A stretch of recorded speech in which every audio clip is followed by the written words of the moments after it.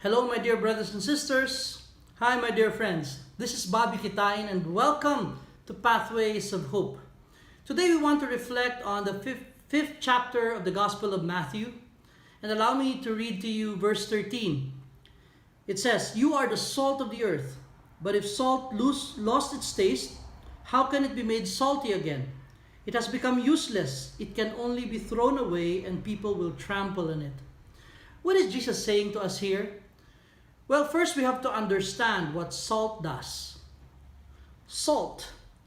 Salt, my dear brothers and sisters, is both a preservative and an enhancer. It preserves food and it enhances the taste of food. So in likening us, comparing us to salt, what is Jesus saying to all of us? For one, God expects us to be salt as preservative. We preserve the values of the kingdom of God in our society today. We all know that there are many things today, many ideas that people are advancing and proposing, which go against the values of the kingdom of God. Just look at the legislature.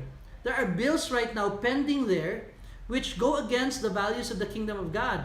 And as preservatives, as men and women who would want to preserve the gospel values, we ought to make a stand against these things.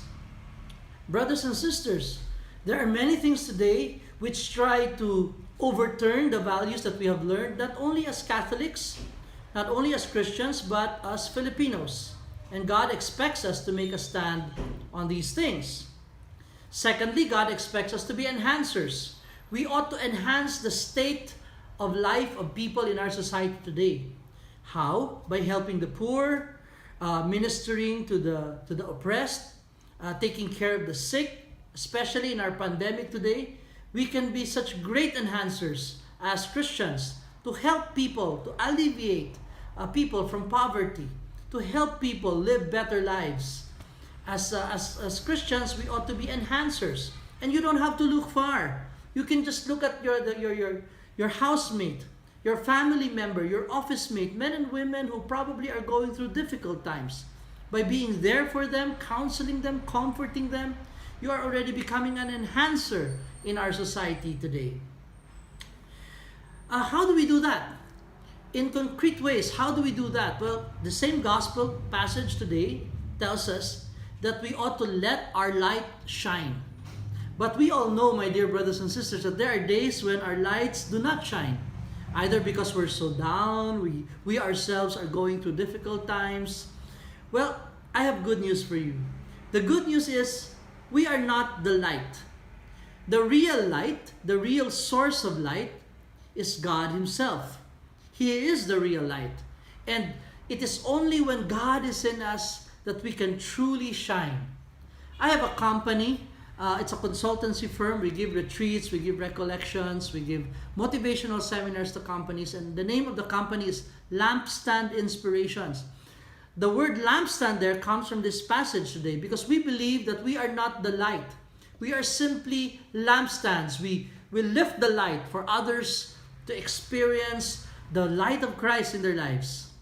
The same thing with you, brothers and sisters. You ought to be a lampstand. You ought to lift the light of Christ so that others may experience His love. My dear brothers and sisters, we are the salt of the earth and we are the light of the world because the Lord Himself, who preserves, enhances, and brightens our day, is in our lives. My dear brothers and sisters, may this gospel encourage us to remain salt of the earth and light of the world in a society that has gone sour, in a society that has gone dark. May we truly be the light and salt of this world. If you have been blessed by this reflection, I encourage you to share this with other people so that they too might be blessed. Have a great day.